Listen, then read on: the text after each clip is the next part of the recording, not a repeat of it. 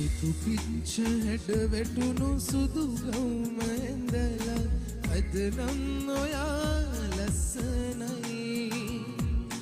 ඇස් දෙක පියන් ඉන්නේ පාතර